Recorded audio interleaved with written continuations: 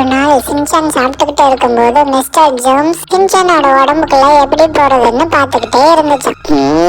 சாப்பிட்றியா, நான் உடம்புக்குள்ள வந்து என்னென்ன பண்ண போறேன் பாரு அப்படின்னு சொல்லிக்கிட்டே பாத்துட்டு இருந்தது. சின்சான் அதை நோட் பண்ணாம சாப்பிட்டுக்கிட்டு இருந்ததுனால அந்த ஜேம்ஸ் அதோட ஃப்ரெண்ட்ஸ் ஜேம்ஸ் எல்லாத்தையும் கூட்டிட்டு வந்து எல்லா ஜேம்ஸும் ஒண்ணு கூடி சின்சானோட உடம்புக்குள்ள போக பார்த்தாங்க.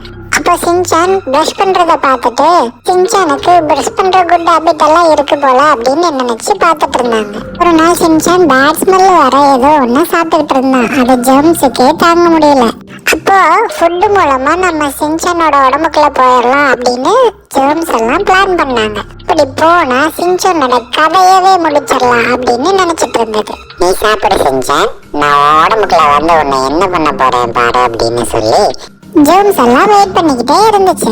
நல்ல வேலையா சின்சான் டெய்லி பிரஷ் பண்றதுனாலையும் டெய்லி ஹேண்ட் வாஷ் பண்ணிட்டு சாப்பிட்றதுனாலையும் அந்த ஜேம்ஸ் எல்லாம் சின்சானோட உடம்புக்குள்ள போக முடியாம ஏமாந்து போச்சுங்க. அதனால குழந்தைங்களா, நீங்களும் டெய்லி பிரஷ் பண்ணியும் சாப்பிட்றதுக்கு முன்னாடி ஹேண்ட் வாஷ் பண்ணிட்டும் சாப்பிட்டீங்கன்னா மிஸ்டர் ஜேம்ஸ் எல்லாம் யாரும் உங்க உடம்புக்குள்ள போகவே முடியாது.